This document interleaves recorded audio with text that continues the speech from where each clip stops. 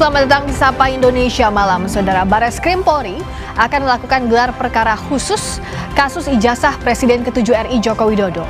Tim pembela aktivis ulama ingin Roy Suryo dan Rismond Sianipar hadir sebagai ahli namun ditolak pihak Jokowi. Apakah gelar perkara khusus nanti bakal mengakhiri polemik soal ijazah Jokowi? Akan kami bahas malam hari ini, berikut juga dengan sorotan lainnya soal Menko Polhukam Budi Gunawan yang mengungkap kepuasan masyarakat yang tinggi kepada pemerintah. Apa dasarnya? Saudara, inilah Sapa Indonesia Malam. Saya Radi Saputro. Dan saya Friska Clarissa. Kita simak Sapa Indonesia Malam selengkapnya.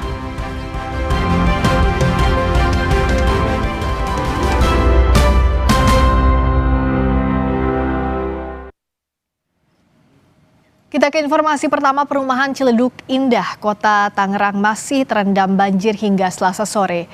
Banjir juga mengganggu akses jalan di Cipondoh Raya. Banjir yang disebabkan karena meluapnya Kali Angke merendam ratusan rumah di perumahan Ciledug Indah 1 dan 2, Pedurenan, Kota Tangerang. Ketinggian air bervariasi mulai dari 40 cm hingga 150 cm. Akses jalan yang terendam banjir juga mengakibatkan kemacetan yang cukup panjang.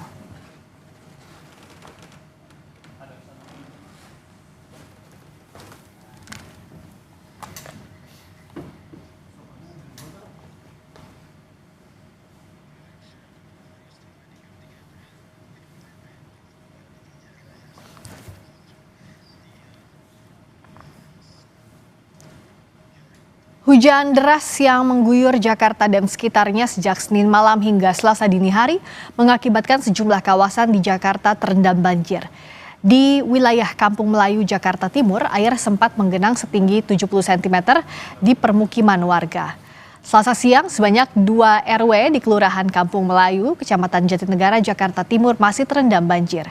Area ini menjadi area yang paling parah dilanda banjir. Ketinggian banjir meningkat di Jalan Kebon Pala, Kampung Melayu pada Selasa dini hari. Padahal di hari sebelumnya warga sudah mulai membersihkan sisa banjir yang terjadi pada Minggu malam. Namun hujan deras yang melanda Jakarta dan sekitarnya serta kiriman air dari wilayah Bogor mengakibatkan banjir kembali menggenang di kawasan tersebut. Wilayah ini menjadi salah satu lokasi langganan banjir karena letaknya tidak jauh dari aliran Sungai Ciliwung.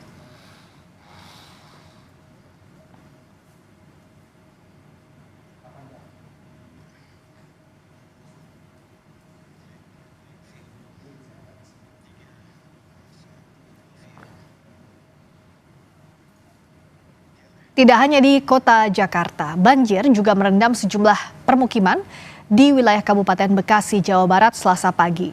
Banjir terjadi akibat luapan Kali Bekasi yang merendam 3 desa di Kecamatan Tambun Utara, Kabupaten Bekasi, Jawa Barat. Kondisi ketinggian air bervariasi, mulai dari 80 cm hingga 1 meter. Selain merendam permukiman, banjir juga merendam sekolah dan tempat ibadah di wilayah tersebut.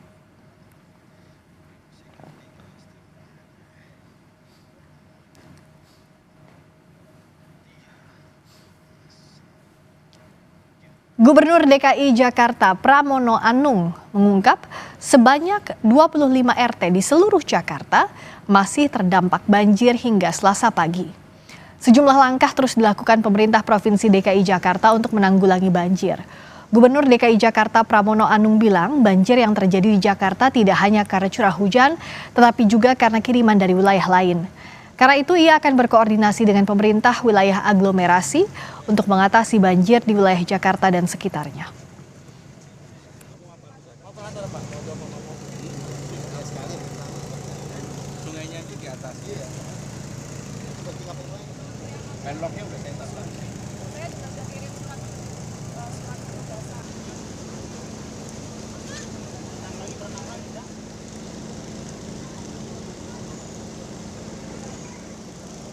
Jadi sekarang tinggal 25-an dan itu biar.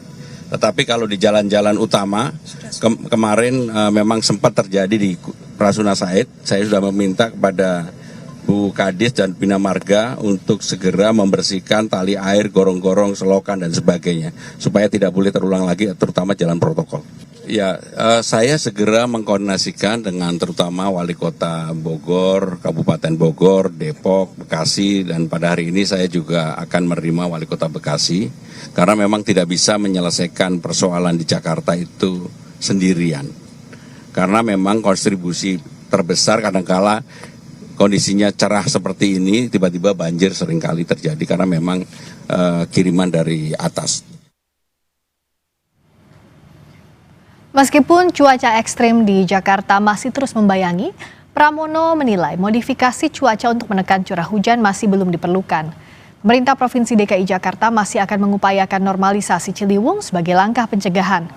Menurut Pramono, banjir yang telah terjadi di Jakarta sejak 7 Juli adalah perpaduan dari kondisi pasang air laut dan banjir kiriman yang mengakibatkan Kali Ciliwung meluap.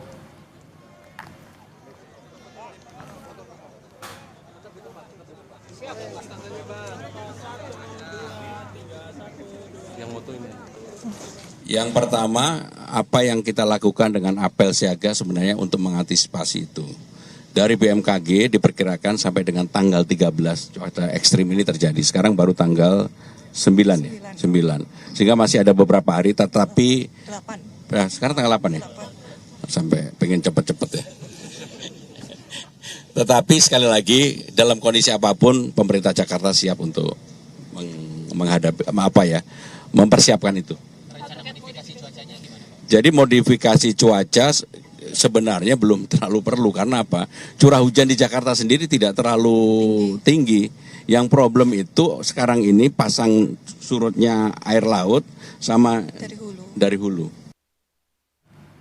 Kepala BMKG Dwi Korita mengungkapkan dinamika atmosfer yang tak lazim mengakibatkan mundurnya musim kemarau di sebagian wilayah Indonesia dan meningkatkan potensi cuaca ekstrim. Kemunduran musim kemarau tahun ini merupakan dampak dari lemahnya monsun Australia dan tingginya suhu muka laut di selatan Indonesia. Kedua faktor itu menyebabkan tingginya kelembapan udara yang memicu terbentuknya awan hujan bahkan di tengah musim kemarau. Dwi Korita juga menyebut dampak dari kondisi ini sudah mulai terasa dalam bentuk hujan ekstrim yang terjadi 5 dan 6 Juli lalu.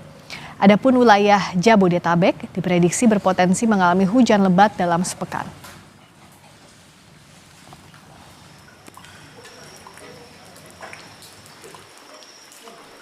Meskipun demikian, hasil prediksi curah hujan bulanan menunjukkan bahwa anomali curah hujan yang sudah terjadi sejak Mei 2025 akan terus berlangsung. Dengan kondisi curah hujan di atas normal terjadi di sebagian besar wilayah Indonesia hingga Oktober 2025. Ini artinya selama musim kemarau, sesuai yang kami perkirakan sebelumnya, akan mengalami curah hujan di atas normal yang harusnya terjadi di musim kemarau, atau cenderung ke arah kemarau basah. Ini adalah sebaran wilayah yang sempat terendam banjir di Jakarta. Dari data BPBD DKI Jakarta pada pukul 11 Selasa siang tadi, sempat ada 53 RT di Jakarta yang terendam banjir. Banjir terluas melanda kota administrasi Jakarta Timur. Total 28 RT terendam banjir dengan ketinggian 40-80 cm. Di Jakarta Barat ada 22 RT yang terendam banjir dengan ketinggian 40-60 cm. Di Jakarta Selatan, banjir setinggi 30-80 cm merendam 6 RT. Dan di Jakarta Utara ada 2 RT yang terendam banjir dengan ketinggian rata-rata 50 cm.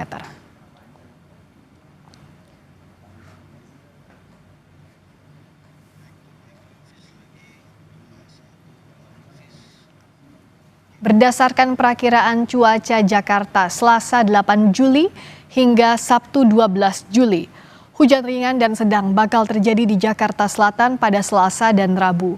Sementara Kamis hingga Sabtu, cuaca di seluruh Jakarta diperkirakan bakal berawan.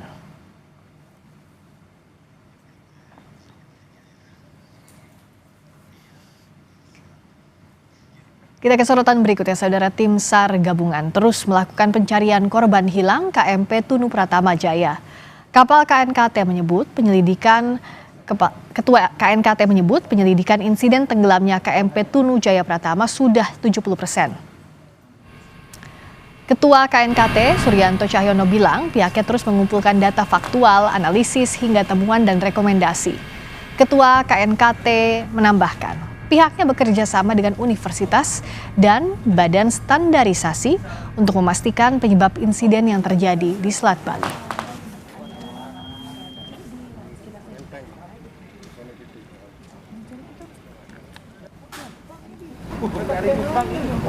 Ini berapa persen Pak pengumpulan datanya yang sudah dilakukan? Kurang lebih kita sudah mengumpulkan sekitar 70%, hampir lengkap. Yang nanti kalau sudah dapat dari BKI sudah hampir 100%. Jadi pengumpulan data faktual, terus nanti kita termasuk wawancara itu adalah pengumpulan data faktual, terus nanti masuk fase analisa, terus fase temuan dan kesimpulan sama rekomendasi. Ada 3 fase. Sementara itu tim SAR menemukan 2 jenazah penumpang KMP Tunu Pratama Jaya di perairan Sembulungan Banyuwangi. Selanjutnya kedua jenazah dievakuasi dan dibawa ke Rumah Sakit Belambangan Banyuwangi untuk proses identifikasi. Selain itu tim SAR menemukan titik terbaru badan kapal sehingga tim SAR gabungan akan melakukan deteksi bawah air dengan metode Triple S. Sudah diketemukan dugaan titik terbaru dari LKK yang ada, sehingga hari ini KRI Spika akan sampai, kita akan melakukan proses pendeteksian bawah air dengan metode tahap 3 yaitu Triple S, yaitu Side Scan Sonar. Pencarian korban kapal tenggelam di Selat Bali terus dilakukan. Tim penyelam hingga helikopter Basarnas diterjunkan untuk menyisir laut dan pesisir. Dari udara, pencarian menyasar titik-titik yang diduga sebagai keberadaan kapal KMP Tunu Pratama Jaya di perairan Selat Bali. Ini adalah suasana dari udara saat helikopter Basarnas melakukan penyisiran di perairan Selat Bali. Hari ke-7 pencarian dimaksimalkan dengan pengawasan langsung dari atas permukaan air. Pencarian ini menyasar sejumlah titik mulai dari laut lepas hingga pinggir pantai di sekitar Selat Bali, dari Kabupaten Banyuwangi, Jawa Timur hingga pinggiran pantai yang ada di sekitarnya. Helikopter ini menjadi alat pantau efektif untuk melihat pergerakan arus maupun tanda-tanda visual di permukaan laut. Penyisiran udara dilakukan secara berulang sejak tragedi tenggelamnya KMP Tunu Pratama Jaya. Cuaca buruk dan arus kuat menjadi kendala dalam operasi pencarian. Namun tim gabungan dari Basarnas, TNI, Polri hingga relawan terus berusaha maksimal untuk menemukan korban yang masih hilang.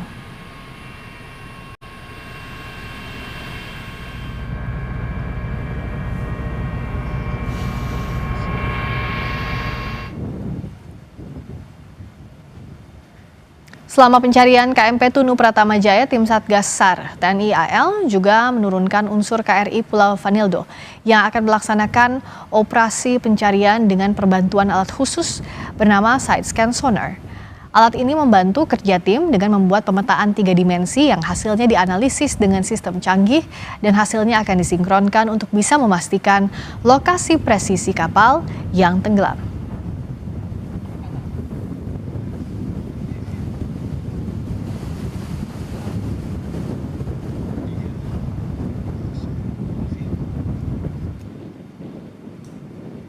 Cuaca buruk dan ombak cukup besar mengawali upaya penyelaman di perairan Selat Bali. Namun tim penyelam dari Kesatuan Kopaska Armada 2 mencapai kedalaman 12 meter sebelum penyelam terseret arus deras hingga 500 meter ke selatan. Kondisi cuaca buruk, kondisi laut yang tidak bersahabat, puluhan penyelam kembali ke darat. Dan operasi pencarian ditunda, dijadwalkan kembali setelah persiapan teknis dan cuaca membaik. Upaya pencarian KMP Tunu Pratama Jaya terus dilakukan dengan harapan temuan objek kapal dapat membuka jalan penyelamatan atau evakuasi.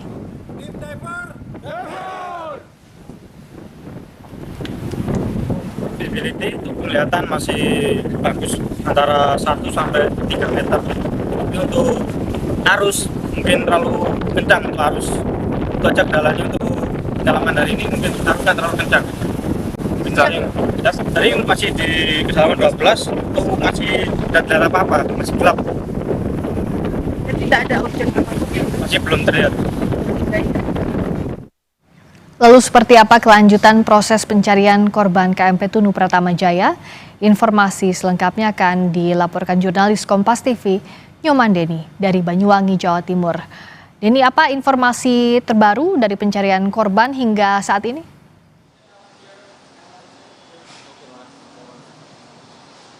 Ya, Friska, benar sekali pada hari Selasa ini, yakni di hari ke-7 proses pencarian terhadap penumpang yang hilang dan juga badan kapal Tunu Pratama Jaya masih terus dilakukan oleh tim SAR gabungan yang terdiri dari Basarnas, TNI, dan juga Polri. Dan tim SAR gabungan ini menyusuri area Selat Bali mulai dari timur hingga ke bagian selatan. Namun upaya pencarian tim Basarnas di hari ke-7 ini memang cukup mendapatkan tantangan dari cuaca yang cukup buruk di wilayah perairan dari Selat Bali, dan tim penyelam yang ada di tengah laut yang melakukan proses penyelaman juga sempat mendapatkan hambatan dari arus yang cukup deras di bagian bawah laut. Sementara itu tim SAR dari TNI Angkatan Laut juga mengerahkan 2 kapal perang, yakni KRI Vanildo dan juga KRI Spika yang membawa alat set scan sonar yang melakukan deteksi objek di bawah laut, dan fungsinya juga akan digunakan untuk menggambarkan situasi di bawah laut secara 3 dimensi. Dan selain itu tim darat dari tim SAR gabungan ini juga melakukan penyisiran di area pantai di sepanjang selatan di Selat Bali. Dan di hari Selasa sore ini tim DVI Polri juga mengidentifikasi kembali 2 jenazah yang ditemukan pada Selasa dini hari dan Selasa pagi. Kedua jenazah tersebut bernama Muhammad Aristiawan, berjenis kelamin laki-laki, berusia 23 tahun, asal Blitar, Jawa Timur. Dan jenazah kedua yakni bernama Rido Anggoro, berjenis kelamin laki-laki, berusia 29 tahun, asal Banyuwangi. Dan kedua jenazah yang teridentifikasi ini kemudian diserahkan langsung kepada perwakilan keluarga yang datang ke Rumah Sakit Belambangan Banyuwangi. Friska. Yang juga jadi perhatian sejak hari pertama pencarian, bahkan Nyoman Deni, kendala yang dihadapi tim SAR gabungan saat pencarian maupun evakuasi adalah cuaca buruk. Nah, apa antisipasi yang dilakukan hingga saat ini? Metode apa yang digunakan untuk mengantisipasi dan juga menghadapi kondisi cuaca buruk dalam pencarian?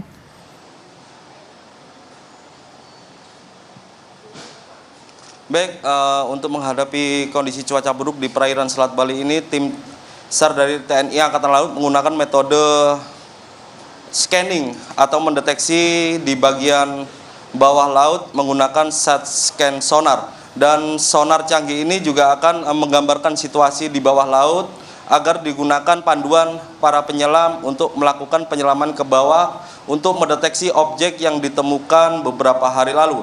Memang cuaca di sekitaran Selat Bali pada sore hari ini memang cukup buruk, yakni langit mendung di sekitaran di Selat Bali dan ombak yang cukup besar, dan diperkirakan ketinggian ombak mencapai 3,5 meter yang terjadi pada sore hari ini.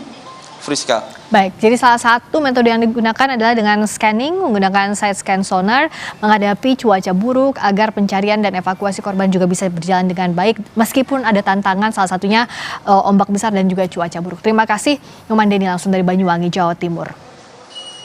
Kita ke informasi lainnya, saudara. Sejumlah relawan alumni Universitas Gadjah Mada bergerak berunjuk rasa menuntut UGM terbuka soal ijazah Jokowi. Dalam orasinya, sejumlah alumni UGM ini meminta UGM terbuka soal status akademik Presiden ke-7 Joko Widodo saat menempuh pendidikan strata 1 di Fakultas Kehutanan. Mereka juga meminta agar Jokowi terbuka menunjukkan keaslian ijazahnya kepada publik. Selain aksi orasi, mereka juga menandatangani spanduk hingga menunjukkan ijazah sebagai alumni UGM.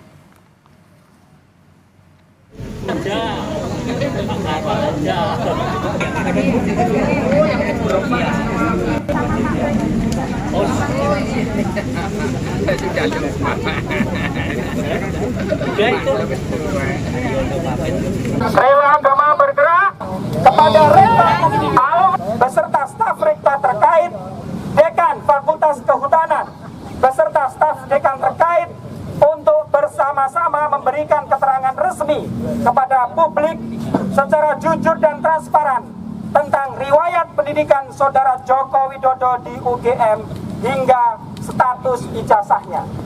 2. Meminta kepada Saudara Joko Widodo dengan sukarela, itikat baik dan gembira untuk menunjukkan ijazah sarjananya atau S1 kepada publik secara apa adanya. Sampai ketemu besok lusa di Mabes. Kabid Humas Polda Metro Jaya, Kombes Pol Ade Ari Syam Indradi, menegaskan kasus ijazah Presiden ke-7 RI Joko Widodo yang tengah bergulir masih dalam tahap penyelidikan. Penyidik Polda Metro Jaya masih mengumpulkan bukti dengan memeriksa sejumlah saksi, seperti Roy Suryo, Rismon Sianipar, dan Egy Sujana terkait tudingan ijazah palsu Jokowi. Penyidik menyebut ada 2 objek perkara yang didalami terkait dugaan pencemaran nama baik dan penghasutan, di mana salah satunya adalah laporan yang diajukan Presiden ke-7 Joko Widodo. 7 orang saksi yang rencana akan dilakukan klarifikasi oleh Subdit Kamnet, 6 diantaranya telah hadir. Saksi-saksi yang diambil keterangannya dalam tahap penyelidikan kali ini, dalam proses pendalaman, dilakukan klarifikasi, adalah terkait dengan peristiwa-peristiwa yang sedang didalami. Ya, dari mulai pencemaran nama baik hingga dugaan penghasutan. Selamat menunaikan ibadah sholat maghrib bagi Anda yang menjalankan, khususnya di wilayah Jakarta dan sekitarnya. Sapa Indonesia Malam kembali dengan informasi. Menko Polkam Budi Gunawan mengungkapkan tingkat kepuasan publik terhadap kinerja pemerintahan Prabowo Gibran mencapai 81,2%. Angka tingkat kepuasan publik itu diungkap Menko Polkam saat rapat kerjasama dengan jajaran Menko di gedung DPR Senayan, Jakarta kemarin. Angka tersebut didapat dari hasil survei yang digelar pada bulan Juni lalu. Dari hasil survei itu Budi Gunawan menyebut pemerintah mendapat rapor biru pada 5 aspek, yaitu bidang sosial budaya, keamanan nasional, stabilitas politik, penegakan hukum, dan kinerja ekonomi makro.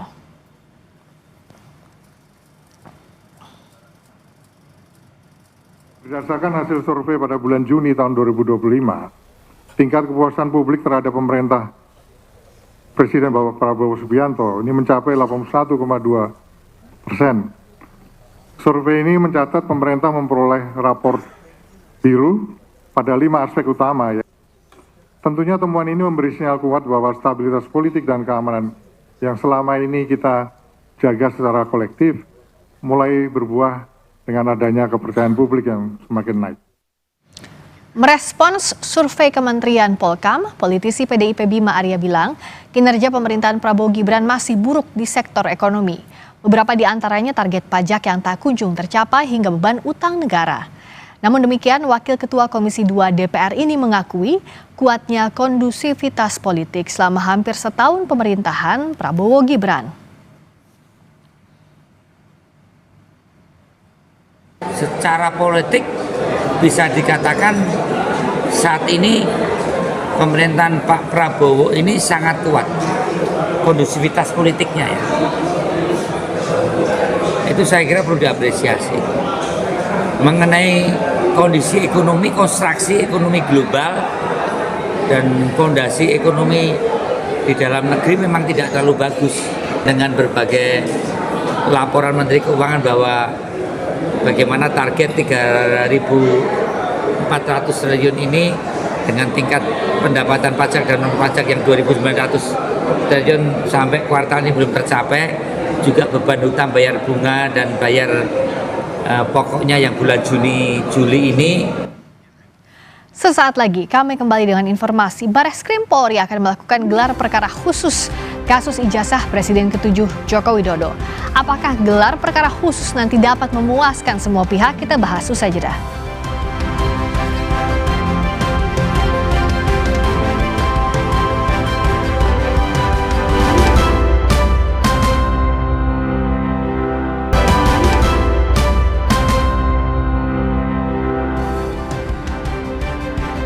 Masih di Sapa Indonesia Malam, Barreskrim Polri akan melakukan gelar perkara khusus kasus ijazah Joko Widodo Rabu 9 Juli besok. Tim pembela aktivis dan ulama berharap Roy Suryo dan Rismon Sianipar dilibatkan sebagai ahli, namun pihak Jokowi menolak. Barreskrim Polri bakal melakukan gelar perkara khusus kasus ijazah Presiden ke-7 RI Joko Widodo pada Rabu 9 Juli 2025 besok. Gelar perkara khusus dilakukan atas permintaan Tim Pembela Ulama dan Aktivis atau TPUA yang sebelumnya melaporkan dugaan ijazah palsu. Wakil Ketua TPUA Rizal Fadilah menyebut, jika gelar perkara khusus dilakukan sesuai harapan, maka bakal mengakhiri polemik soal asli tidaknya ijazah Jokowi. Nah, bahwa kita sedang menunggu proses gelar perkara khusus, dan itu adalah yang sangat menentukan. Artinya, kalau di sana sesuai dengan harapan kita, selesai yang Polda. Untuk semua tuntutan dan delik-delik yang diajukan. Untuk yang Jokowi saja selesai, gitu. Kalau kita nanti selesaikan digelar perkara khusus tanggal 9 Juli besok.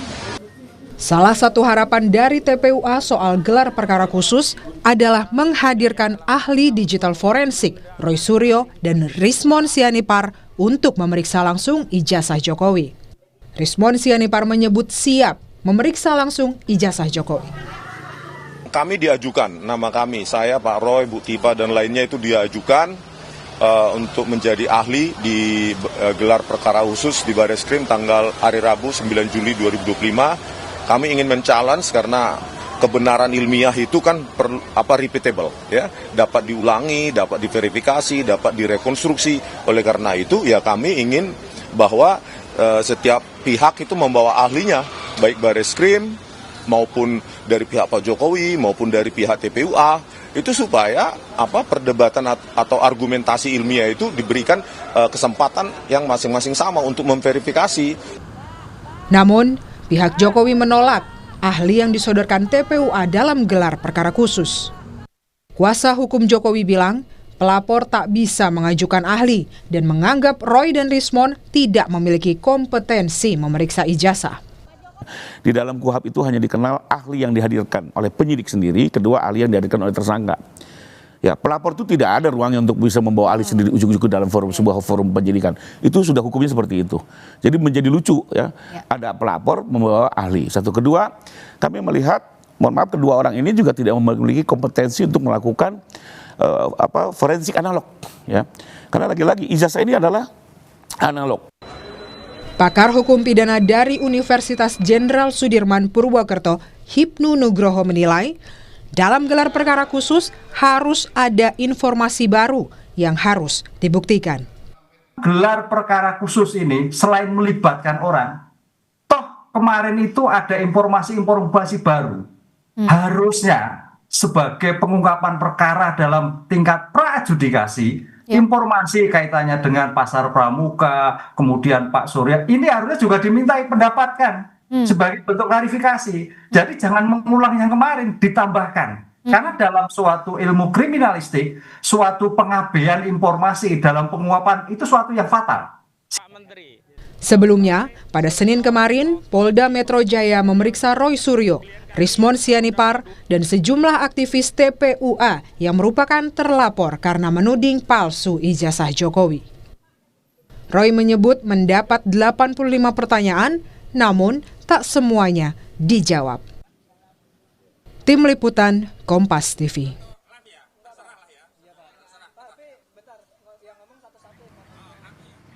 Rabu 9 Juli besok, Bareskrim bakal melakukan gelar perkara khusus kasus ijazah Presiden ke-7 Joko Widodo. Bagaimana agar hasil gelar perkara diterima semua pihak, kita akan bahas bersama Wakil Ketua Tim Pembela Aktivis dan Ulama Rizal Fadilah yang menjadi pelapor di Bareskrim Polri dan juga Kabareskrim Polri 2008-2009 Komjen Pol Purnawirawan Susno Duaji. Selamat malam Pak Susno juga Pak Rizal. Selamat malam. Selamat malam, selamat malam Pak Rizal. Selamat malam, saya ke Pak Rizal dulu mau konfirmasi. Besok pasti jadi gelar perkara khususnya sudah ada pemberitahuan? Ya, sudah Mbak. Jadi memang awalnya tanggal 3 Juli. Ya. Tapi kemudian surat pemberitahuan berikut adalah tanggal 9 Juli, hari Rabu besok. Jadi kita sudah bersiap untuk menghadiri acara gelar perkara khusus tersebut. Karena memang itu diminta oleh TPUA gitu kan sebagai solusi dari keberatan pengumuman tanggal 22 Mei oleh Dirtipidum Bareskrim Mabes Polri. Jam berapa Pak Rizal besok? Agendanya jam 10 Pak, jam 10.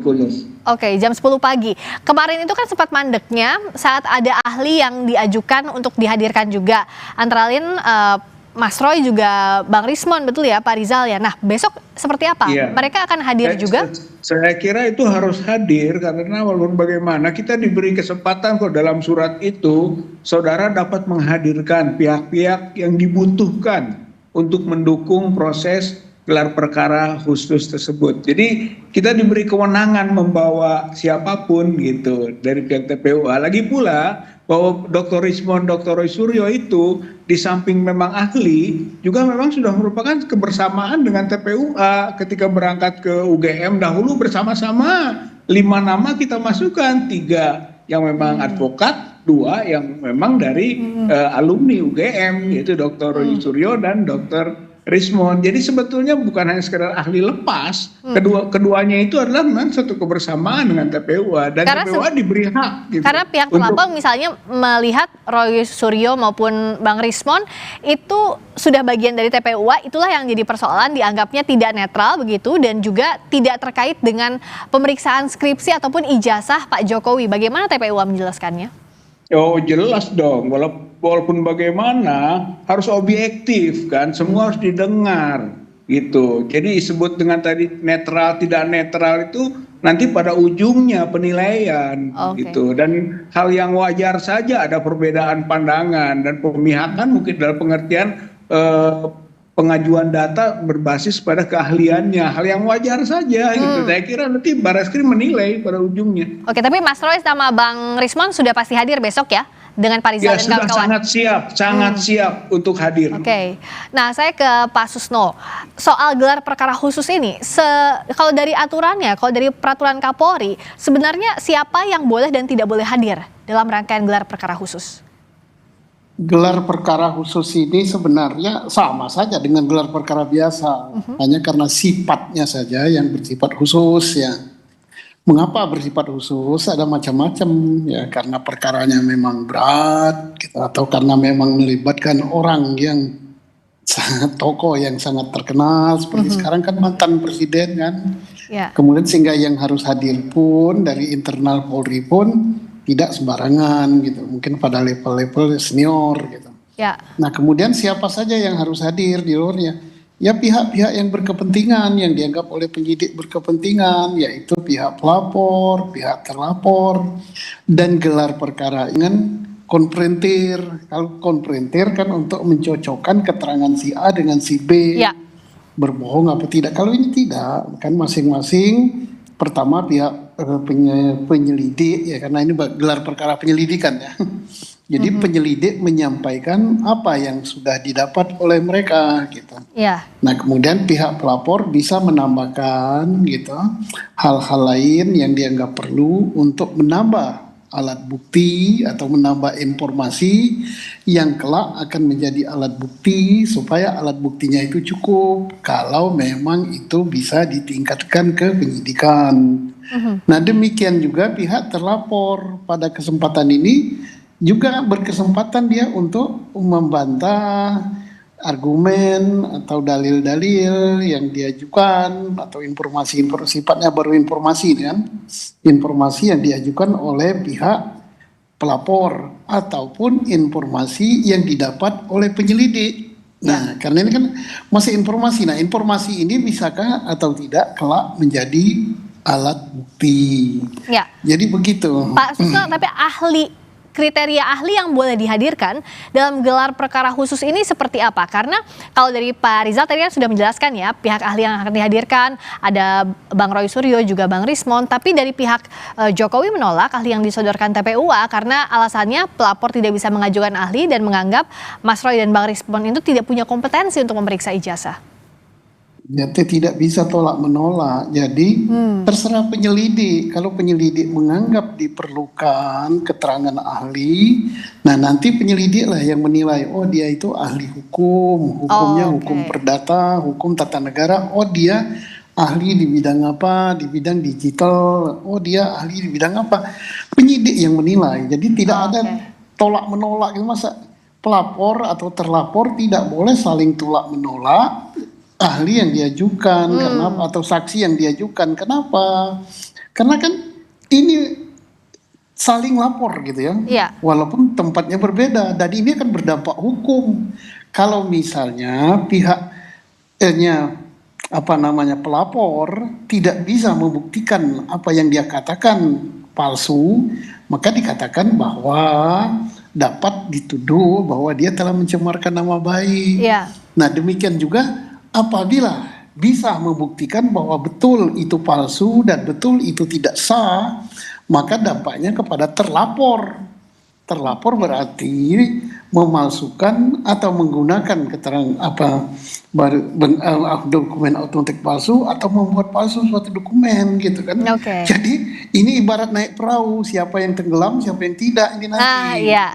Jadi yang akan menentukan nanti ahlinya kompeten atau tidak kompeten di tangan penyelidik. Kalau dari TPU, di tangan penyelidik seperti tadi disampaikan Pak Susno. Kalau dari Pak Rizal, apa yang memang disiapkan oleh TPUA agar ahli ini memang dianggap kompeten?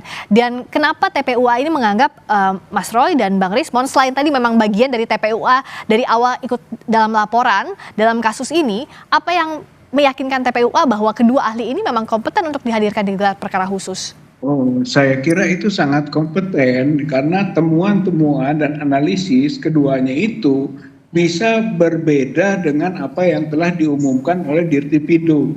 Misalnya, menurut Dirtipidum kemarin dalam pengumumannya, itu ijazah Joko Widodo itu identik dengan 3 ijazah temannya, itu tanpa menjelaskan siapa temannya. Itu kan hanya menyebut identik saja. Sementara analisis ataupun yang sudah ditemukan oleh Dr. Roy ataupun Dr. Rismon yang juga sudah diambil sebagai bukti hukum oleh pihak TPUA dan sampai ke Bareskrim juga menemukan 3 lagi ijazah temannya Joko Widodo itu yang tidak identik dengan Joko Widodo. Saya kira menjadi sangat prinsip sekali di situ. Ada nama Pronojoyo, ada Pronojiwo, ada nama Hari Mulyono, ada Sri Murtiningsi, itu teman seangkatan semua, ijazahnya tidak identik itu dengan Joko Widodo itu misalnya. Jadi sangat mendasar sekali keberadaannya dan hasil kajiannya untuk didengarkan oleh pihak penyidik gitu kan, atau penyelidik atau pihak karawasidik yang memimpin gelar perkara khusus ini. Nah Pak Susno, sebelumnya kan Puslapor sudah menyebutkan bahwa ijazah Pak Jokowi identik. Nah di gelar perkara khusus ini apa yang bisa dibuktikan, bagaimana mekanisme pembuktiannya untuk membuktikan sebaliknya misalnya kalau dari versinya TPUA atau menguatkan apa yang sudah disampaikan Puslapor kalau dari pihaknya terlapor? Saya kira gelar perkara besok tidak akan berkutit kepada hasil pemeriksaan laboratoriumnya. Memang objek perkara ini adalah ijazah itu yang dilaporkan diduga palsu. Tetapi di dalam gelar perkara itu tidak terbatas hanya ke hasil pemeriksaan laboratorium. Bisa saja informasi-informasi lain yang disampaikan, misalnya ada informasi yang didapat di lapangan tentang KKN, ada informasi yang didapat di lapangan misalnya tentang perkuliahan, ada informasi yang didapat di lapangan yaitu tentang skripsi, bahwa skripsinya begini. Karena apa? bisa saja ijazahnya itu sama dengan yang asli, dikeluarkan oleh lembaga yang asli, yang berhak, yang berwenang, dinyatakan juga asli, tapi yang bisa menjadi persoalan bahwa ijazah itu sah apa tidak. Itu kan yang dipersoalkan di dalam masyarakat kan. Ya. UGM mengakui dia yang mengeluarkan. Setelah dicek misalnya ya, ini misalnya ya. Ya. Misalnya sama dengan yang lain, yang seangkatan gitu. Nah itu berarti kan asli. Ya. Tetapi yang dipersoalkan berikutnya adalah sah apa tidak. Nah sah apa tidak itu adalah yang orang yang memperoleh ijazah itu sesuai dengan prosedur atau sesuai dengan aturan yang berlaku di fakultas itu. Misalnya dia kuliah sekian semester, nilainya memenuhi syarat, KKN-nya ada, skripsinya ada, waktu wisuda dia ikut, and so on and so on. Berarti ijazahnya itu asli dan sah dia memperoleh ijazah tersebut. Itu bisa digali begitu ya Pak Susno ya di gelar perkara khusus. Ini kan berdasarkan keterangan saksi nantinya. Berdasarkan keterangan saksi dan berdasarkan alat bukti berupa barang bukti skripsi yang disita, dokumen-dokumen administrasi yang disita, kemudian dokumen pendaftaran, dokumen perkuliahan dan sebagainya. Tidak hanya disita saja, tapi dimintakan keterangan dari saksi yang berwenang mengelola tentang barang tersebut. Nah itu. Kalau dari Pak Rizal, apa barang bukti yang berbeda dibandingkan gelar perkara biasa sebelumnya yang akan dibawa oleh TPUA pada gelar perkara khusus besok? Ada yang barukah?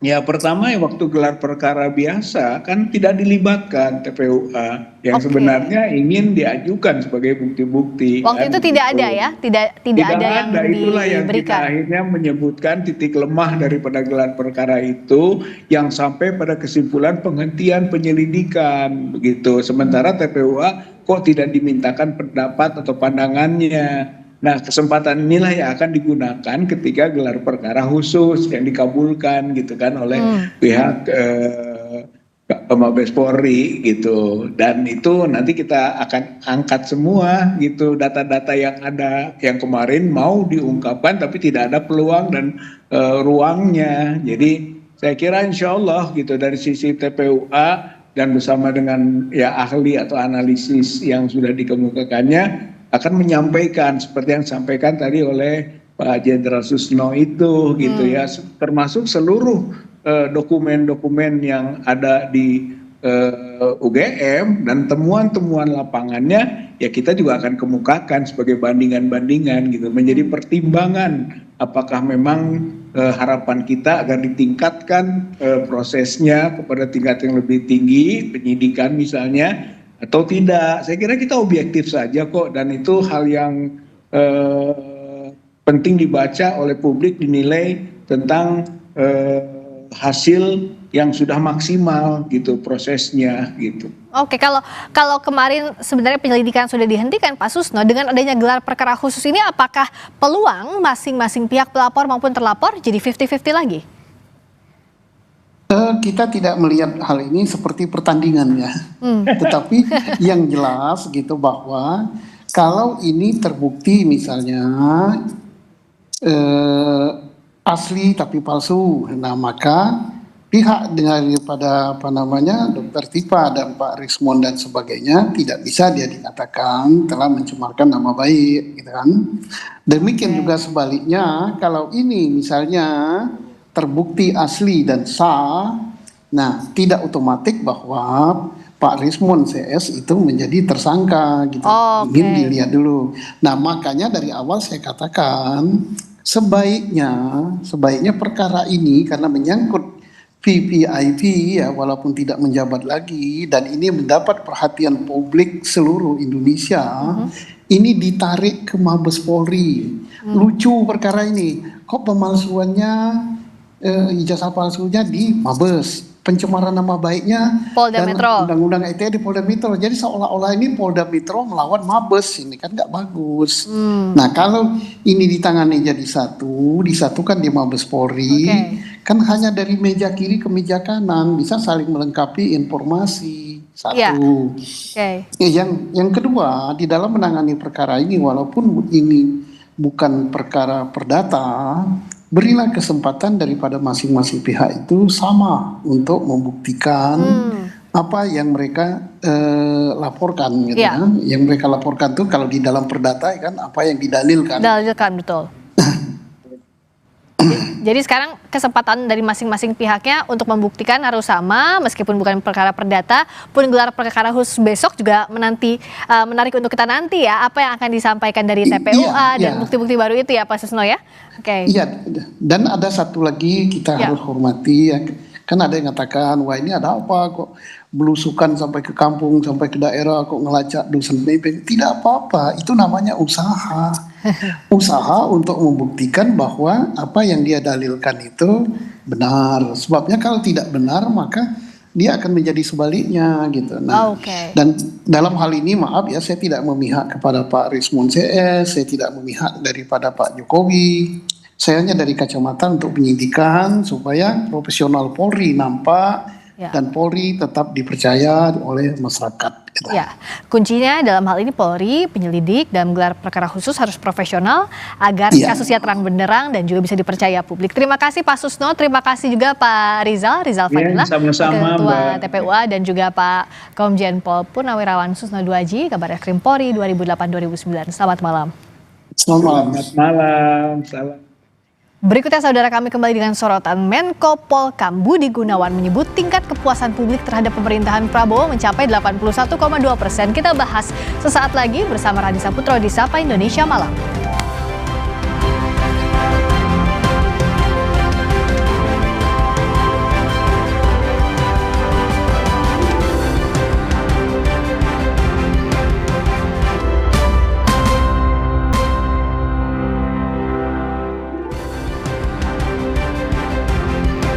Saudara Menko Polkam Budi Gunawan menyebut tingkat kepuasan publik terhadap pemerintahan Prabowo Subianto mencapai 81,2%.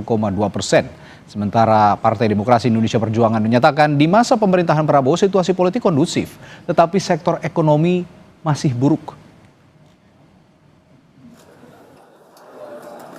Menko Bidang Politik dan Keamanan Budi Gunawan menyatakan pemerintah Presiden Prabowo Subianto mendapatkan tingkat kepuasan publik yang tinggi. Budi menyebut tingkat kepuasan publik terhadap kinerja pemerintah mencapai 81,2%. Berdasarkan hasil survei pada bulan Juni tahun 2025, tingkat kepuasan publik terhadap pemerintah Presiden Bapak Prabowo Subianto ini mencapai 81,2%. Survei ini mencatat pemerintah memperoleh rapor biru pada 5 aspek utama. Tentunya temuan ini memberi sinyal kuat bahwa stabilitas politik dan keamanan yang selama ini kita jaga secara kolektif mulai berbuah dengan adanya kepercayaan publik yang semakin naik. Merespons hasil survei ini, politisi PDIP Arya Bima mengakui keberhasilan pemerintahan Prabowo dalam menjaga kondusivitas politik dan keamanan nasional. Namun Arya Bima menilai di sektor ekonomi masih buruk. Secara politik bisa dikatakan saat ini pemerintahan Pak Prabowo ini sangat kuat kondusivitas politiknya ya. Itu saya kira perlu diapresiasi. Mengenai kondisi ekonomi, konstruksi ekonomi global dan fondasi ekonomi di dalam negeri memang tidak terlalu bagus. Jadi saya tidak bisa mengkuantifikasi. Secara politik saya apresiasi, tapi secara ekonomi ini cukup berat karena tingkat pengangguran yang terus meningkat dengan berbagai konstruksi geopolitik ekonomi dunia, saya kira itu. Sebelumnya, saat diwawancarai sejumlah pemimpin media di bulan April lalu, Presiden Prabowo sempat diminta untuk memberikan penilaian terhadap kinerja pemerintahannya. Kala itu, Prabowo memberikan nilai 6 dari skala 10. Anda minta saya kasih nilai untuk diri saya sejauh ini Pak? 5 bulan ya, 6 bulan. Saya terus aja saya bangga bahwa sekarang ini saya kasih nilai diri saya 6. Oh, masih jauh Pak ya, dari 9 berarti. Tapi artinya nanti akan ngegas ya Pak ya? Tapi passing grade. Nilainya C itu. Tidak hair. Iya kan? Member.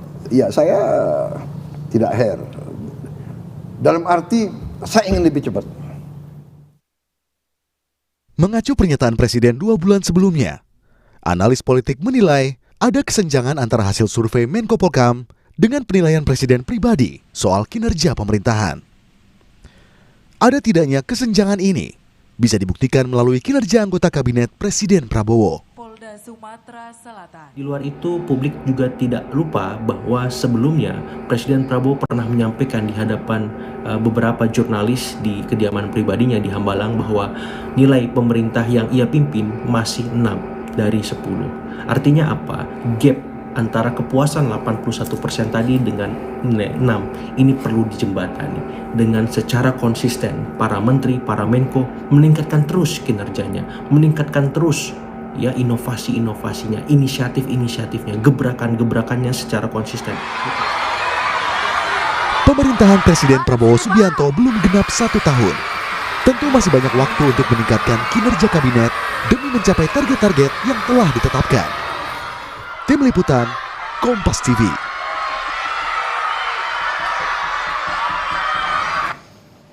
Dan saudara, menurut hasil survei yang diungkap Menko Polhukam digelar pada bulan Juni lalu, mencakup 5 aspek, bidang sosial, budaya, tingkat kepuasan publik berada di peringkat pertama sebesar 95,1%, lalu keamanan nasional 83,1%, kemudian stabilitas politik di angka 70,8%.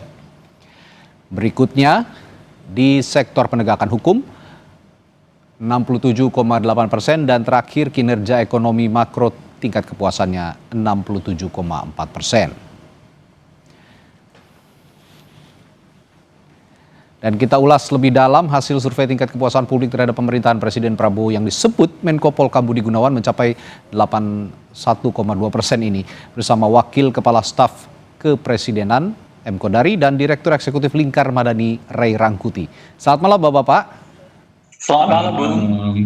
Baik, saya ke Bung Kodari dulu kalau gitu. Bung Kodari, kalau publik juga banyak yang menanyakan sebagai bentuk pertanggungjawaban, ini survei yang dilaksanakan ini apakah melibatkan lembaga independen atau memang yang diadakan oleh internal pemerintahan saja? Pertama, saya bukan lembaga yang merilis survei tersebut ya. Jadi tadi kan sudah dikutip bahwa itu adalah dari Kemenko Polhukam. Nah, yang kedua, kalau saya cermati pemberitaan media, itu surveinya kalau tidak salah nih ya, mengutip dari Lingkaran Survei Indonesia, survei pada bulan Mei. Dan itu sudah dirilis kepada publik. Jadi saya pun posisinya sama nih dengan Bung Rey dan kita semua di sini, posisinya sebagai orang yang mendapatkan rilis hasil survei. Saya kira itu penjelasan dari Bung Kodari kan sekarang berada di lingkaran pemerintahan yang diasumsikan tahu apa yang dibicarakan di dalam internal pemerintahan. Kalau begitu saya juga ingin tahu begini Bung Kodari, bagaimana juga pemerintah memastikan bahwa hasil survei ini juga mencerminkan opini publik secara luas begitu, karena publik juga kan harus tahu siapa yang disurvei dan sejauh mana keterjangkauan survei itu di seluruh wilayah di Indonesia. Ya, sebetulnya kalau mau minta penjelasan tentang hal tersebut harus ditanya dengan lembaga surveinya, karena mereka yang menyelenggarakan survei. Sama kalau misalnya saya dulu The Barometer melakukan survei, ya ditanya kepada saya. Kalau bukan saya bukan melaksanakan kan nggak bisa ditanya gitu. Cuman sebagai orang yang punya background dan lama di lembaga survei atau melaksanakan survei, saya pertama bisa mengatakan begini, bahwa kalau lingkaran survei termasuk salah satu lembaga yang sudah lama ya melakukan survei, sudah rutin, dan sejauh ini hasilnya akurat. Yang kedua, survei survei evaluasi kinerja atau approval rating itu juga biasa dikerjakan oleh berbagai lembaga survei. Nah, kalau saya lihat dari lingkaran survei ini dilaksanakan pada bulan Mei.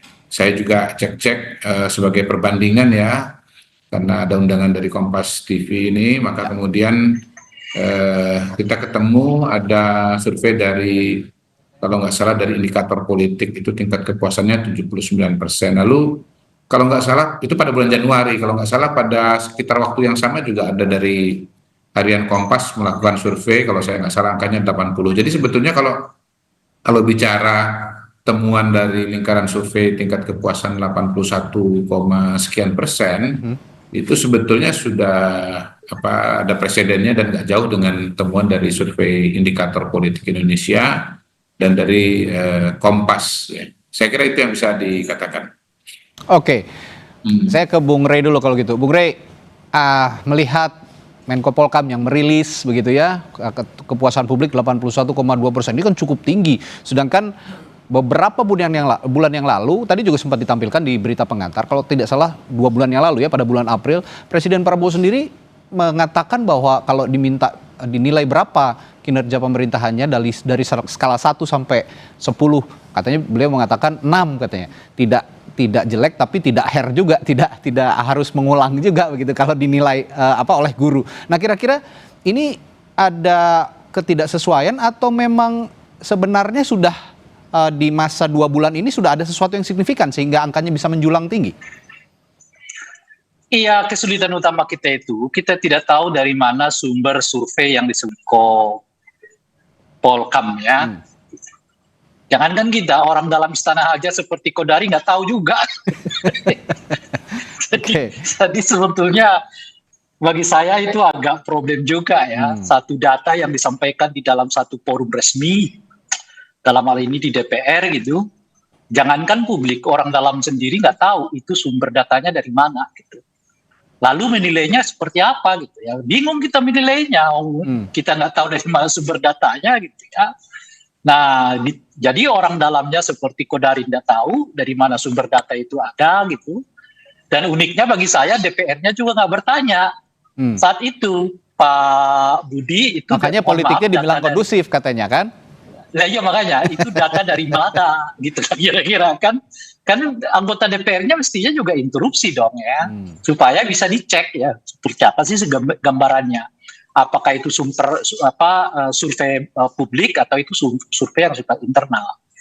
Nah, jadi karena nggak disebutkan sumbernya dari mana, tiba-tiba angkanya muncul 81, sekian persen gitu. Ya bagi orang yang suka mendengar sukses sih dia setuju-setuju aja gitu ya. Oh bagus kata dia. Bagi orang yang demennya mendengarkan cerita sukses gitu. Tapi bagi orang seperti saya atau mungkin yang lainnya itu akan bertanya ini data dari mana gitu. Nah saya coba bandingkan dengan survei-survei lain per Juninya dari beberapa lembaga survei. Sehingga saya ada 2 lembaga survei yang saya lihat merilis survei di bulan Juni, angkanya nggak sampai di 80%. Umumnya itu di bawah 70% kan. Ada 60, ada 70 sekian dan sebagainya. Pada intinya dari Januari seperti disebut oleh Bung Kodari tadi, di mana tingkat kepuasan mencapai 80% di banyak lembaga survei. Kalau kita lihat perjalanannya ke sini ini agak menurun. Kalau per Juni mengutip setidaknya 2 lembaga survei yang lain, gitu ya. Nah, tapi kalau coba Bung Rey sebutkan nama lembaganya. Tadi kan Bung Rey mengatakan harus sebut nama lembaganya. Ada Median satu. Median. Median. Satu lagi. Saya agak lupa lagi. Oh iya. Bisa lupa juga. Anda bisa Google. Gitu, ya. Anda bisa Google. Nah masalahnya di kita ini Bung Kodari. Saya sama aja. Saya kan juga mengatakan kalau dari pencarian saya itu temuan angka itu sama dengan lembaga dari lingkaran survei Indonesia. Saya kan bukan mengatakan tidak tahu sama sekali kan. Dari lingkaran pencarian juga informasinya. Perdebatan kita bukan di situ. Perdebatan Gini loh, Anda mempersoalkan sumber data. Saya kan mencari sumber data. Sebaliknya Anda mengutip data. Saya tanya juga wajar dong. Kalau Anda nggak bisa kasih informasi, makanya jangan terlalu sinis juga dengan sumber data itu. Perdebatan kita Bung Kodari, dari mana sumber datanya Pak Budi Gunawan? Iya, makanya saya nanya Anda sumber data Ray Rangkuti dari mana? Kan sederhana aja. Satu-satu Bapak. Sebagai orang istana, di mana data ini keluar dari istana, Anda berposisi juga sebagai bagian dari istana. Tapi kapan dikatakan itu data dari istana? Itu dari Kemenko Polkam. Anda jangan putar balik fakta, jangan ngarang-ngarang. Kemenko Polkam itu hostnya Kompas ini, mana ada menyebut bilang dari istana? Nggak ada. Dari Kemenko Polkam ya. Dari Kemenko Polkam itu jelas Kemenko Polkam. Kok tiba-tiba Ray Rangkuti mengatakan dari istana? Ya, maksud Bung Rey mungkin begini. Saya tengahi sedikit.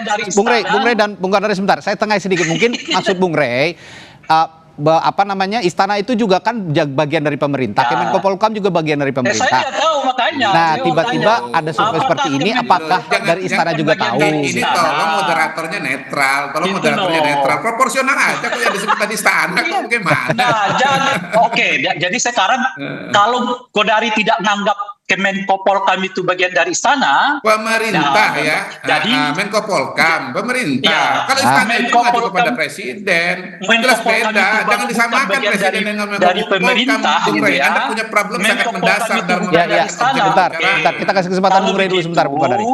Kalau begitu saya sama Kodari posisinya sama. Oke. Yaitu sama-sama tidak mengetahui Polhukam yang oleh Kodari sebagai orang istana nganggap itu bukan bagian dari istana. Kira-kira begitu lah persoalannya ya.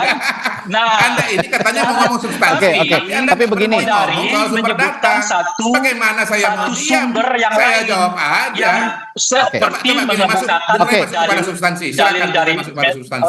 Begini, Bapak-bapak, sebentar. Yaitu Bung Rey. dalil dari dari LSI lingkaran yang per bulan Mei. Oke. Kan kira-kira gitu. Diadaptasi dari situ lah ya. Saya menyebutkan dalil yang lain. Oke. Yang menyebutkan sesuatu yang lain. Kita coba gali orang Bung Rey. istana seperti Kodari. Gini loh, saya udah menyebut sumber datanya. Dalam posisi menurut saya itu sumber datanya. Bung Rey saya tanya sumber data. Nggak bisa jelaskan. Oke. Kok kemudian malah menyalahkan saya? Bagaimana sih? Saya menyebutkan itu median. Ya satu lagi apa? Oke. Gini. Bapak saya coba tengahin. Begini, kita coba diskusikan yang lebih substantif lagi. Ya, oke, Bung Kodari sebentar. Ya, kita diskusikan yang lebih substantif. Bung Kodari. Sebentar, Bung Rey, Bung Kodari sebentar. Ya, gimana? Ya, ini kita coba diskusikan yang lebih substantif lagi. Di situ kan meskipun itu sumbernya belum tahu, Bung Kodari juga belum tahu dari mana, Bung Rey belum tahu dari mana, itu dirilis oleh pemerintah, dalam hal ini Kementerian Polhukam begitu. Nah, kita coba analisis yang lebih substantif lagi. Kira-kira dari 81,2% angka yang dimunculkan itu sudah mencerminkan apa belum? Itu pertanyaan saya. Benar-benar sama tadi yang saya tanyakan ke Bung Kodari, sudah mencerminkan apa belum? Kepuasan publik yang diklaim oleh kalau tidak dikatakan istana Kementerian Polhukam lah begitu, yang mewakili pemerintah dalam hal ini. Siapa dulu nih? Ya, Bung Rey dulu. Saya tanya tadi sudah ke Bung Kodari, sekarang Bung Rey dulu. Ya, kalau saya ditanya ya tidak. Kan basisnya apa? Ya basisnya setidaknya yang saya sebut tadi kan ada median yang menyebutkan tidak sampai kok 80 sekian persen. Dan survei median itu saya kira bertautan dengan persoalan yang muncul akhir-akhir ini. Satu PHK yang muncul di mana-mana, ya kan? Lalu pertumbuhan ekonomi kita ternyata cuma 4, sekian persen gitu ya. Lalu keresahan publik terkait dengan kinerja KPK, macam-macam dan sebagainya gitu. Nah, kalau ditanya saya ya justru makanya kita bertanya 81 itu dari mana gitu kira-kira. Ya, itu cuma kan persoalan lebih rumit lagi karena Kodari menyebut itu bukan data istana dan data Menko. Ya, dari Kemenko Polhukam gitu ya. Itu menurut saya jadi masalah lagi. Menko Polhukam ini memang bukan bagian dari istana. Oke. Ya, nah ini juga coba saya juga arahkan lagi ke hal-hal yang lebih substantif. Ini mungkin masih misteri. Menko Polhukam ambil dari mana? Ternyata Bung Kodari yang saya harapkan juga memberikan jawaban dari mana. Ternyata tidak tahu juga gitu dari istana. Nah, begini, Bung Kodari. Bukan saja nggak tahu, tapi lebih sulit lagi bagi Kodari, Menko Polhukam itu bukan istana gitu. Itu lebih sulit lagi kita pahami. Oke. Ada begini Bung Kodari, ada politisi juga di DPR yang mengatakan, ini dari PDI Perjuangan ya, lebih spesifik lagi, mengatakan bahwa memang politik nih ya kondusif-kondusif saja, seperti yang diungkap juga tadi oleh Bung Rey pada saat Menko Polhukam mengungkapkan itu tidak ada sanggahan dari anggota DPR begitu. Nah, ini mencerminkan bahwa politik kondusif-kondusif saja, tapi katanya ekonomi masih jeblok. Nah, ada respon soal ini dari istana? Pertama begini ya, kalau kita kembali kepada data lingkaran survei Indonesia, kalau memang sumbernya itu, dan tadi sudah disebutkan, ada variasi angka-angka, ada penilaian mengenai sosial budaya, yang menganggap baik atau baik sekali itu 95%. Kemudian keamanan nasional yang menganggap baik dan baik sekali 83%. Lalu kemudian stabilitas politik itu 70%. Ekonomi makro 67%.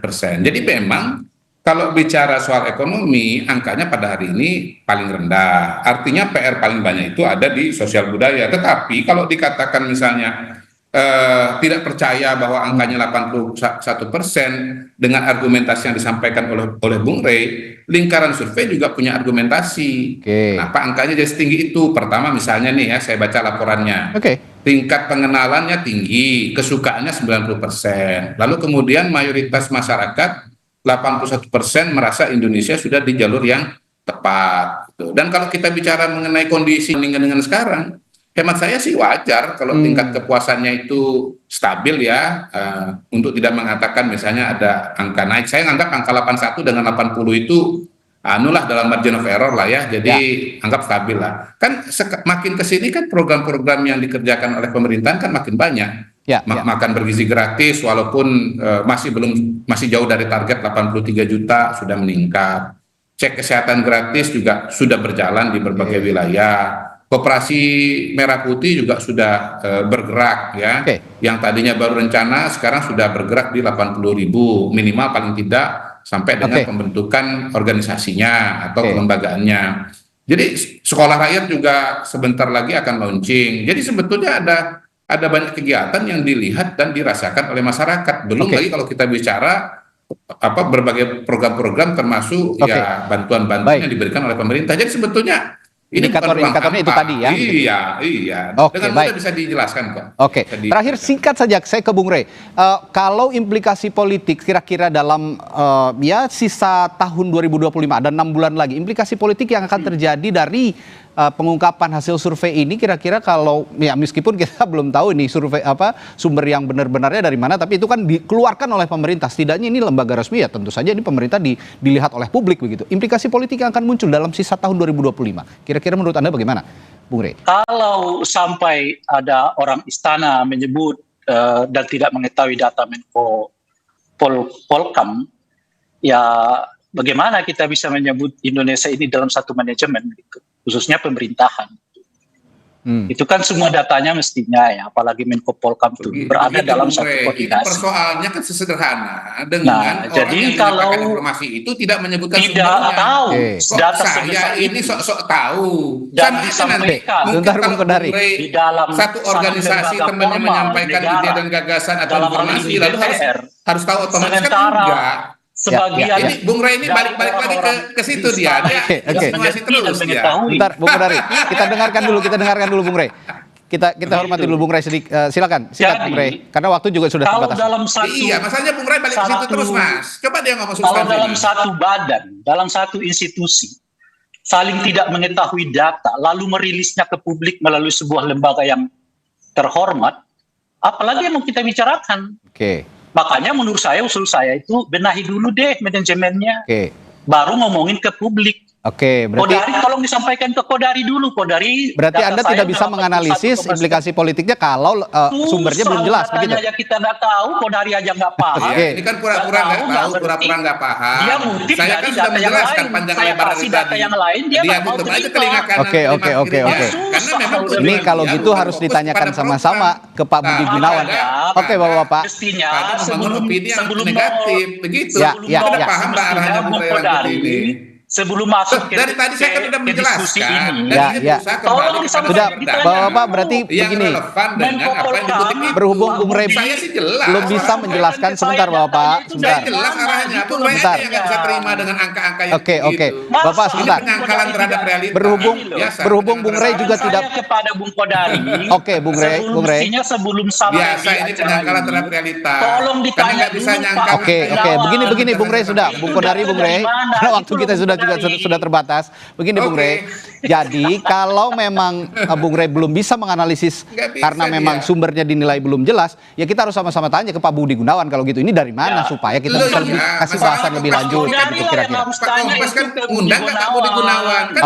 Oke. Baik Bapak. Kita perjelas lagi di lain waktu nanti. Baik Bapak. Sejauh saya bisa. Oke. Tolong dihargai dong. Saya udah berusaha memberikan penjelasan. Baik, tadi Bung Kodari juga sudah menjelaskan indikator-indikator yang dari pemerintah. Tapi menurut Bung Rey, sebentar Bapak-Bapak, saya tengahi dulu sebentar. Sebentar, mohon maaf, sebentar.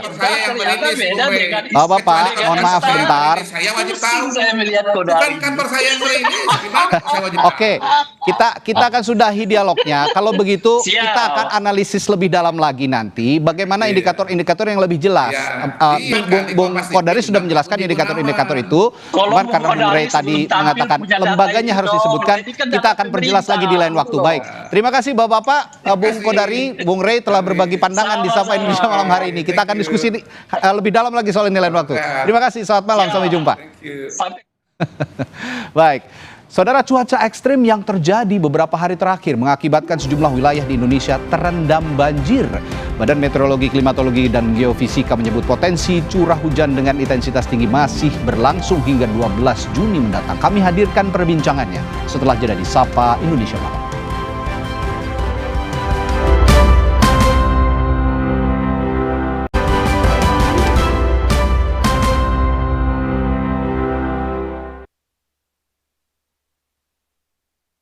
Banjir yang terjadi di sejumlah wilayah di Jabodetabek selama sepekan terakhir menimbulkan beragam tanya. Pasalnya, bulan Juli yang seharusnya sudah memasuki musim kemarau, justru dilanda hujan dengan intensitas yang tinggi. Gubernur DKI Jakarta Pramono Anung menyebut, sebanyak 25 RT di seluruh Jakarta masih terdampak banjir hingga Selasa pagi. Dirinya juga mengatakan akan berkoordinasi dengan sejumlah kota penyangga lainnya untuk mengatasi banjir di wilayah Jakarta dan sekitarnya. Pramono Anung juga bilang banjir yang terjadi di Jakarta tidak hanya karena curah hujan, tetapi juga karena banjir kiriman dari wilayah lain. Jadi sekarang tinggal 25-an, dan itu biasanya di tempat-tempat yang seperti ini. Tetapi kalau di jalan-jalan utama, kemarin memang sempat terjadi di Rasuna Said. Saya sudah meminta kepada Bu Kadis dan Bina Marga untuk segera membersihkan tali air, gorong-gorong, selokan, dan sebagainya. Supaya tidak boleh terulang lagi, terutama jalan protokol. Ya, saya segera mengkoordinasikan dengan terutama Wali Kota Bogor, Kabupaten Bogor, Depok, Bekasi, dan pada hari ini saya juga akan menerima Wali Kota Bekasi. Karena memang tidak bisa menyelesaikan persoalan di Jakarta itu sendirian. Karena memang kontribusi terbesar kadangkala kondisinya cerah seperti ini, tiba-tiba banjir seringkali terjadi karena memang kiriman dari atas. Banjir tak hanya merendam wilayah Jabodetabek. Sejumlah wilayah di Karawang, Jawa Barat, dan Mataram, Nusa Tenggara Barat terendam banjir sepekan terakhir. Kepala BMKG Dwi Korita mengungkapkan, dinamika atmosfer yang tidak lazim mengakibatkan mundurnya musim kemarau di sebagian wilayah Indonesia dan meningkatkan potensi cuaca ekstrim. Potensi hujan lebat bahkan bisa ekstrim, khusus untuk wilayah Jawa Barat ini terutama ya, dan Jabodetabek masih diprediksi akan berlangsung hingga tanggal 8 Juli ini. Namun ada tren pada periode tanggal 10 hingga 12 Juli, potensi hujan signifikan atau hujan lebat bisa sampai ekstrim ini akan bergeser ke wilayah Indonesia bagian tengah dan timur. Dengan masih tingginya intensitas hujan di sejumlah wilayah, BMKG mengimbau masyarakat agar terus memantau informasi cuaca dan memerhatikan peringatan dini. Tim Liputan, Kompas TV. Untuk membahasnya saat ini sudah bergabung dengan kami Guswanto, Deputi Bidang Meteorologi BMKG. Selamat malam Pak Gus. Selamat malam Bung Radi. Baik, Pak Gus, potensi cuaca hujan tinggi yang sekarang terjadi tidak hanya di Jabodetabek sepertinya ya, di NTB, di Mataram ini terjadi curah hujan yang cukup tinggi, padahal ini musim kemarau gitu. Apa yang bisa Anda jelaskan soal ini? Baik Bung Radi, sebenarnya faktor yang mempengaruhi untuk terjadinya hujan itu ada banyak sekali ya. Namun saya sampaikan bahwa di sini yang pertama itu kenapa bisa terjadi di musim kemarau itu masih ada hujan yang begitu cukup masif. Kita lihat bahwa beberapa waktu yang lalu disampaikan adanya kemarau basah ya. Karena sudah dari awal BMKG itu menangkap bahwa angin monsun Australia yang harusnya bertiup membawa udara kering ini terjadinya cukup lemah. Jadi tidak sekuat atau normal seperti biasanya. Inilah yang menyebabkan bahwa udara kering yang ke Indonesia itu berkurang, dan namun kelembapan udara yang dibawa itu masih tetap tinggi dan ini aktif untuk pembentukan awan hujan. Itu yang pertama. Yang kedua, juga ditambahkan bahwa adanya suhu muka laut di wilayah Indonesia, khususnya di Samudra Hindia sebelah selatan Jawa, Bali, Nusa Tenggara, itu masih sangat menghangat sekali. Dan ini menjadi sumber untuk mendorong terbentuknya awan konvektif yang menyebabkan hujan. Di samping ada labilitas atmosfer atau ada kita lihat juga fenomena atmosfer global, misalkan seperti gelombang Kelvin ya, yang saat ini juga mendorong untuk terbentuknya awan hujan secara signifikan. Kira-kira itu. Baik, Pak Gus, tapi kalau saya tanyakan soal rekomendasi atau apa yang bisa dilakukan supaya bencana hidrometeorologi ini tidak semakin besar, terutama di musim kemarau saat ini ya, kita bicara musim kemarau itu biasanya kan Juni, Juli. Nah, Juni, Juli itu juga banyak kegiatan keluarga biasanya yang dilakukan, seperti libur anak sekolah, segala macam, biasanya liburan ke laut atau kemana gitu ya, ke pantai. Nah, apa yang bisa dilakukan kira-kira? Yang pertama yang kita lakukan BMKG tetap gencar memperkuat sistem peringatan dini. Namun kan satu sistem peringatan dini itu dibutuhkan early action daripada masyarakat. Jadi BMKG mengeluarkan early warning, namun nanti di masyarakat juga mengeluarkan early actionnya. Artinya kalau kita memberikan peringatan dini bagi warga masyarakat misalkan yang sedang bepergian, kan kita sampaikan bahwa akan terjadi hujan ataupun akan terjadi kilat dan petir, itu sebaiknya juga dilakukan, diikuti, artinya memberikan reaksi sedini mungkin. Kemudian yang kedua, kami juga saat ini bekerja sama dengan BNPB itu melakukan teknologi modifikasi cuaca yang di home base-nya di Halim Perdana Kusuma sejak tanggal 8 kemarin. Nah, edukasi ini juga ditambahkan adanya kolaborasi barangkali Bung Radi ya. Jadi kita harus tingkatkan kolaborasi antar stakeholder nih. Jadi kemudian BMKG, BRIN, BNPB, PU, KLHK dan semuanya TNI Polri bersatu padu bagaimana memperkuat sistem peringatan dini ini menjadi medianya. Jadi kan kami memberikan peringatan ini di hulu, sedangkan hilirnya kan masyarakat. Nah, di media inilah yang harus diperkuat. Baik. Nah, untuk menyampaikannya, kira-kira itu. Pak Gus, terakhir ini saya mengutip pernyataan juga dari Greenpeace ya, organisasi lingkungan juga ini.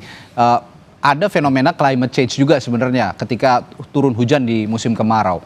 Anda punya penjelasan soal pernyataan yang mengatakan bahwa hari-hari ini juga terjadi climate change di musim kemarau? Baik, jadi begini, climate change itu adalah perubahan parameter ataupun komponen daripada iklim yang sangat lambat sekali ya, artinya namun dampaknya ini bisa dirasakan. Misalkan kalau kita lihat frekuensi untuk terjadinya ekstrim ini biasanya dulu kan ada yang 5 tahunan, 3 tahunan, kemudian 2 tahun, bahkan sekarang hampir setiap tahun itu terjadi ekstrim. Kemudian yang kedua, di samping mempengaruhi intensitasnya, kita juga melihat bahwa kebiasaan misalkan untuk fenomena siklon tropis itu jarang sekali masuk di 10 derajat lintang selatan ataupun di lintang utara Indonesia. Namun beberapa kali sudah kita jumpai, mulai dari Seroja sudah masuk di tumbuh dan berkembangnya sudah di wilayah Indonesia di dalamnya, artinya kurang dari 8 derajat lintang selatan itu sudah muncul. Jadi kebiasaan-kebiasaan ini, hukum-hukum alam ini sudah mulai bergeser. Inilah yang dampak daripada adanya perubahan iklim itu yang bisa kita lihat. Nah, imbauan untuk masyarakat sendiri bagaimana Pak menghadapi cuaca yang tidak menentu hari-hari ini? Baik, kalau himbauan kepada masyarakat, tetap kami menghimbau kepada masyarakat agar tetap waspada akan adanya cuaca ekstrim walaupun di musim kemarau, karena sebenarnya bencana hidrometeorologi itu mengintai Indonesia itu sepanjang masa. Artinya pada saat musim kemarau itu ada bencana hidrometeorologi kering ya, seperti kebakaran hutan dan lahan atau kekeringan. Pada saat musim hujan itu ada hidrometeorologi basah seperti longsor, banjir bandang dan lain sebagainya. Kemudian kami juga menghimbau kepada masyarakat agar waspada dan melakukan mitigasi secara personal, artinya dengan mengetahui perakiraan cuaca, mengetahui kondisi lingkungan tempat tinggalnya, itu merupakan hampir 90% mitigasi yang sudah dilakukan, dan itu merupakan tindakan yang paling tepat. Dan yang terakhir adalah berkolaborasi dengan masyarakat lain untuk melakukan gerakan bersama, bersatu padu dengan masyarakat maupun swasta atau pemerintah untuk bagaimana kita bisa memitigasi bencana akibat cuaca ekstrim ini.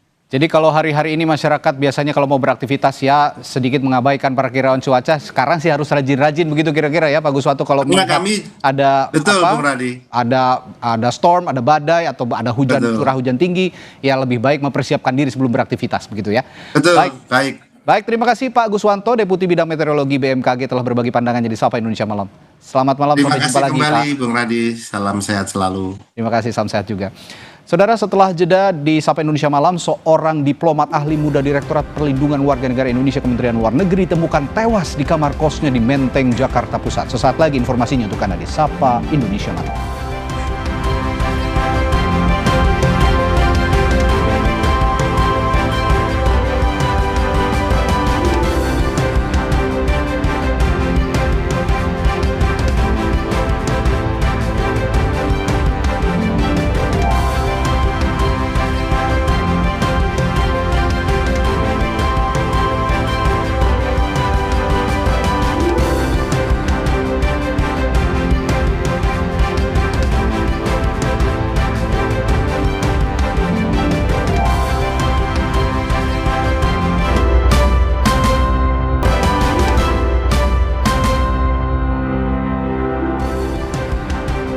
Saudara, Polda Metro Jaya mengungkap kasus pembunuhan notaris yang jasadnya dibuang di Sungai Citarum. Sebelumnya warga Bekasi, Jawa Barat dikejutkan dengan penemuan mayat di aliran Sungai Citarum yang belakangan diketahui seorang notaris.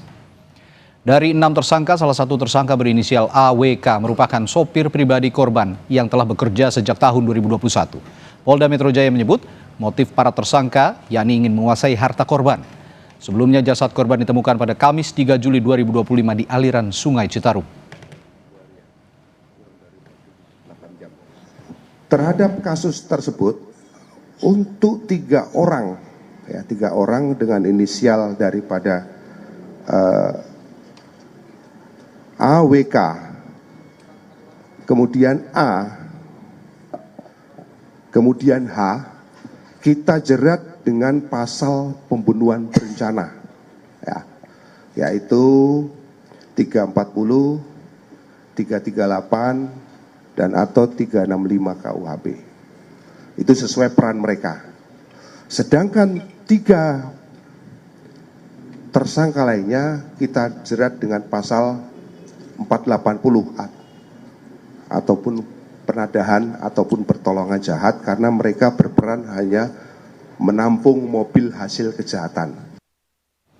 Polda Nusa Tenggara Barat resmi menahan 2 perwiranya karena diduga menganiaya bawahannya hingga tewas. Keduanya ditahan secara terpisah di ruang tahanan Polda NTB selama 20 hari ke depan.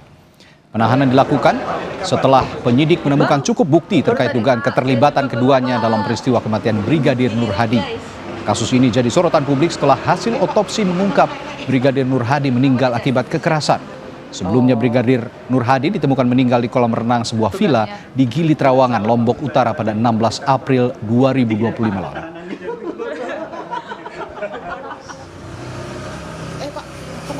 Menempati ruangan sudah ruangan di atas Pak, di kamar nomor 4 dan 5 di lantai 2. Oke, berapa orang Pak yang ditahan nanti? Sementara 2, karena tersangkanya kan cuma 3, tapi 3 sudah kita akan penahanan kan? Ya. Yang kita tahan hari ini adalah 2. Inisialnya Pak?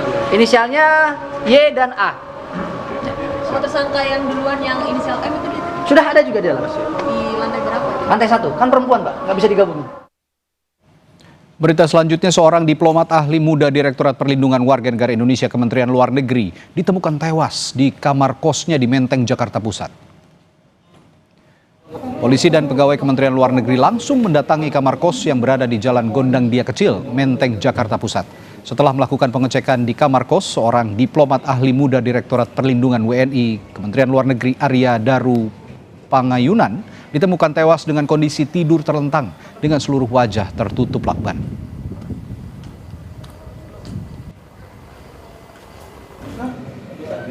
Polisi langsung mengevakuasi korban untuk diotopsi. Garis polisi juga langsung dipasang di lokasi kejadian. Kerabat korban mengatakan masih menunggu keterangan polisi soal penyebab kematian. Saat ditemukan, korban dalam kondisi tubuh terlilit lakban. Pada pagi hari ini dalam kondisi sudah tidak bernyawa di dalam kamar kosannya. Kami masih menunggu hasil pemeriksaan, otopsi dan visum dari pihak yang berwajib untuk bisa menentukan nanti ke depan penyebab kematian yang bersangkutan. Kepalanya dililit lakban, tapi saya belum bisa memastikan lakbannya jenis apa. Yang jelas itu warna kuning lakbannya, dan kemudian dalam posisi tidur telentang, kakinya ketekuk dan berada di bawah selimut. Jadi ketika penjaga kosan masuk itu ditarik selimutnya.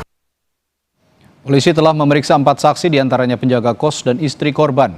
Polisi juga memeriksa kamera pengawas yang ada di sekitar lokasi kejadian.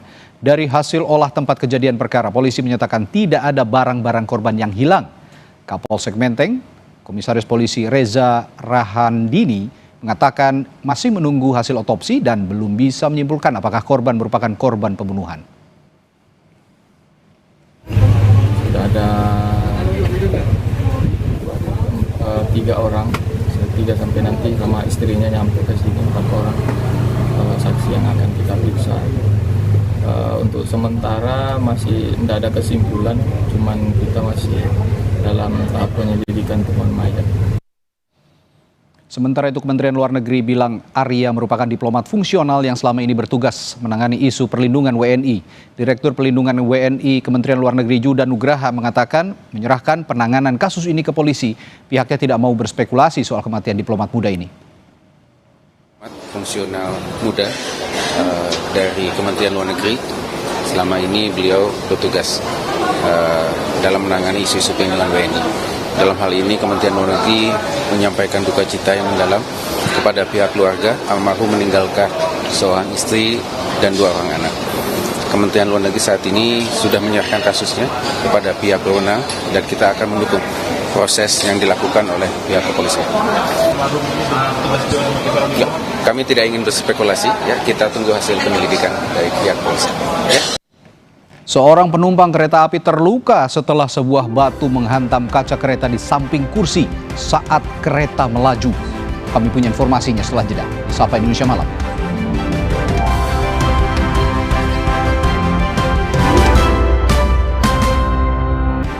Saudara, seorang penumpang kereta api terluka setelah sebuah batu menghantam kaca kereta di samping kursi saat kereta melaju. Diduga peristiwa ini terjadi pada kereta api Sancaka jurusan Yogyakarta-Surabaya. Dan inilah rekaman saat seorang penumpang kereta api terluka setelah sebuah batu menghantam kaca di samping kursi yang ia duduki. Sebelumnya, dalam video yang beredar di media sosial, perempuan ini sedang merekam aktivitasnya membaca saat kereta api sedang melaju. Tiba-tiba sebongkah batu menghantam dan memecahkan kaca jendela kereta api di samping tempat duduknya. Korban kemudian langsung meringkuk ke arah penumpang di sebelahnya. Peristiwa ini diduga terjadi di kereta api Sancaka pada Minggu malam 6 Juli 2025 lalu.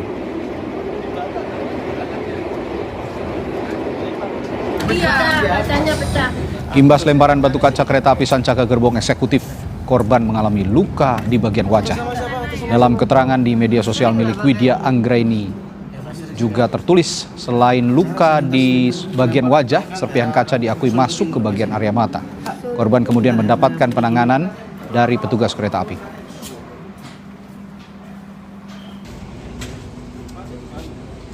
Manajer Humas PT KAI Daerah Operasional 6 Yogyakarta menyatakan selain korban yang tampak di video, hantaman batu yang menembus kaca kereta api juga menyebabkan seorang penumpang lainnya terluka. Kedua korban kemudian turun di stasiun Solo Balapan untuk mendapat pertolongan medis dan kini dalam kondisi pemulihan dengan melakukan rawat jalan di Surabaya, Jawa Timur. PT KAI Daop 6 PT KAI Daop 6 Yogyakarta telah berkoordinasi dengan kepolisian Klaten untuk memburu pelaku pelemparan. Menuju ke rumah sakit Triharti di Solo. Setelah kita berkoordinasi dengan asuransi Jasara Harja, kemudian dua penumpang tersebut melanjutkan perjalanan ke Surabaya dengan kereta Mutiara Selatan dan akan dirujuk untuk rawat jalan di Rumah Sakit Spesialis Mata di Surabaya. KAI sudah berkoordinasi dengan kepolisian di Polres Klaten dan sudah dilakukan penelusuran, penyidikan dan juga koordinasi dengan warga sekitar untuk menelusuri pelaku. Sejumlah relawan alumni Universitas Gadjah Mada bergerak berunjuk rasa menuntut UGM terbuka soal ijazah Jokowi. Selengkapnya informasinya di Sapa Indonesia Malam setelah jeda.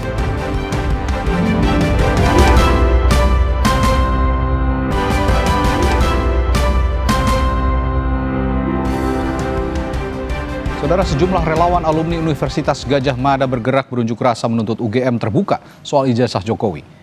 Dalam orasinya, sejumlah alumni UGM ini meminta UGM terbuka soal status akademik Presiden ke-7 Republik Indonesia Joko Widodo saat menempuh pendidikan strata 1 di Fakultas Kehutanan UGM. Mereka juga meminta agar Jokowi terbuka menunjukkan keaslian ijazahnya kepada publik. Selain aksi orasi, mereka juga menandatangani spanduk hingga menunjukkan ijazah sebagai alumni UGM. UGM beserta staf rektor terkait, dekan Fakultas Kehutanan beserta staf dekan terkait untuk bersama-sama memberikan keterangan resmi kepada publik secara jujur dan transparan tentang riwayat pendidikan Saudara Joko Widodo di UGM hingga status ijazahnya. 2. Meminta kepada Saudara Joko Widodo dengan sukarela, itikat baik dan gembira untuk menunjukkan ijazah sarjananya atau S1 kepada publik secara apa adanya. Sementara itu, Kepala Bidang Humas Polda Metro Jaya Kombes Pol Ade Arisyam Indradi menegaskan kasus ijazah Presiden ke-7 Republik Indonesia Joko Widodo yang tengah bergulir masih dalam tahap penyelidikan.